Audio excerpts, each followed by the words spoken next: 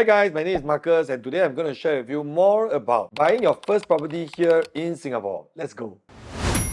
So if you can hear water splashing outside, yes, it's raining right now because even the heavens are crying out loud for you to tap the like button. So thank you in advance. First up, you need to check in on your budget and also what you can qualify to buy. The rule of thumb is to use whatever down payment you have, cash plus CPF, multiply by 3, and that will give you a rough gauge of the purchase quantum that you can afford based on the down payment. The next thing you need to take note of will be the maximum permissible loan of 75%. It's better to check in with your mortgage broker, a property agent, or even a banker as well to check in whether do you qualify for that, because most people buy property in Singapore, you will leverage on the 75%. And third thing you need to take note of is also your stamp duty, which for a $1 million property, it will be calculated based on 4% minus 15,400, and that will get you your stamp duty. And do note, this has to be paid in cash first. Next up, define your need and also your investment horizon. One common mistake that I always see people make is that when they buy a property, they always think that they will stay there forever. However, 3 years down the road, they got one more kid, or they are so lucky they got a pair of twins, or sometimes just because of certain family support, they need to shift their location and they actually purchase a property and spend a little bit too much on that property thinking that they will stay there forever. So determining your investment horizon is very important, and to have a contingency plan as well. One advice is to tap on the experience of property agents, because like for me, 1 month I actually sell about 4 to 5 houses, as compared to you who is watching, it's almost like an entire lifetime worth of transaction. Like my mother never even buy sell before, just buy one HDB, stay there forever. So it's always good to consult the agents, and agents will actually give you case studies on what you should be looking out for so that you have greater clarity to move forward.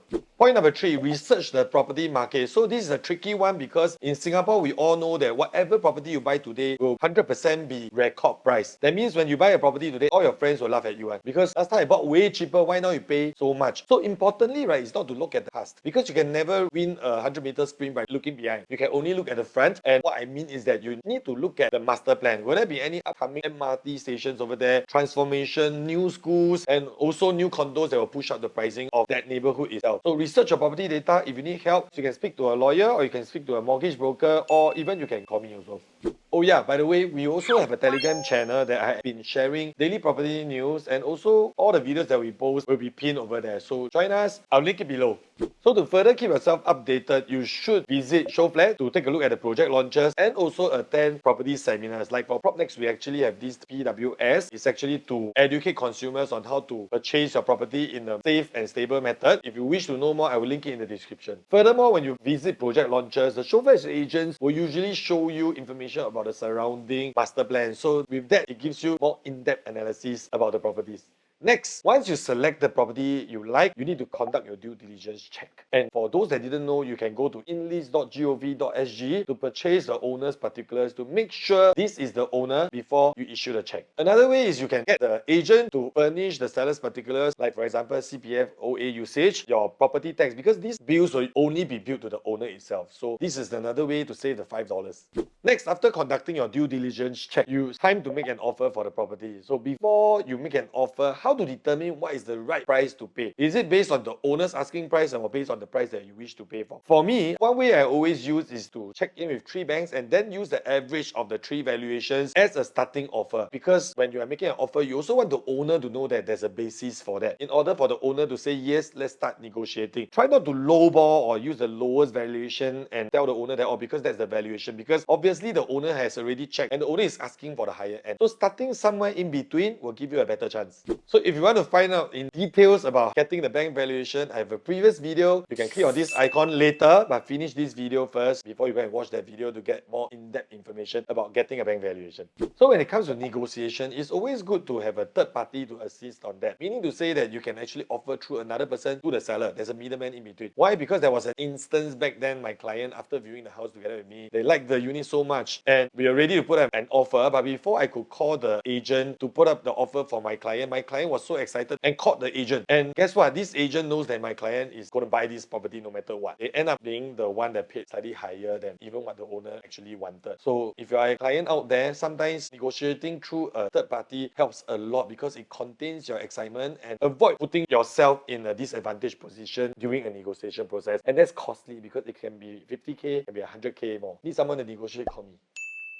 After negotiating the deal, now it comes to closing. But do note that today when you are buying a private property, if it's a resale property, the option period is actually negotiable. Meaning to say that today as a buyer, after paying the deposit, within the next 2 weeks, if you think that you don't feel like buying, you just forfeit the deposit and then you move on with your life. No questions asked. For private resale, the option period is typically 2 weeks but negotiable. But when it comes to HDB resale and new launch, the option period is fixed. So for HDB, it's 3 weeks. For new launch, you need to exercise in approximate 4 to 5 weeks depending on when the developer sends out the SMP. After placing the option, next will be the legal processes. So I won't bore you with all the details about the legal process. That one is not as straightforward. So look for a solicitor. However, try to look for solicitors that are really doing conveyancing. Common mistake that people make is that, oh, my friend is also working in a law firm, but the law firm doesn't specialize in conveyancing. So the chances of screwing things up is there. However, if you look for us, we actually have a panel of solicitors that are doing conveyancing, house-related things. Every day, day in, day out, they are doing. So the chances of screwing up is not there. Plus, they are able to give you advice based on previous clients who have done this as well. So to me, buying things, right, is always the experience. The people that you work with is not just to help you to do the transactions, but to learn from their experience and make the right decisions. People make mistakes because once they close the deal, they're very excited and then they move on with their life, wait for the completion. However, when they collect the keys, to their shock, they are actually not getting what they saw. Maybe the owner took down the chandelier, maybe the owner actually moved the microwave, which is the branded one, they put the cheap one over there. So important.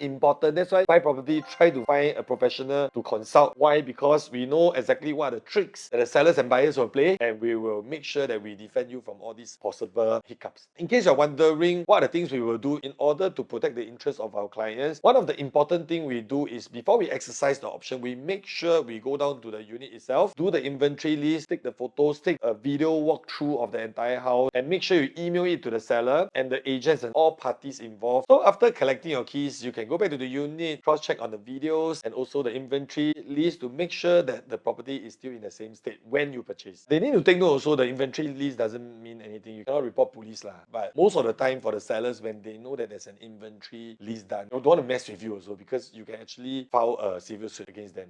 Now that's all for today. Like I always say, buying a property is a huge investment, so speak to professionals before doing anything. And if you have not already liked the video, tap the like button right now, subscribe to the channel, and also consider turning on the notification bell so that you will not miss out any videos like this. With that, if you need any more help, give me a call and I'll see you soon. Bye!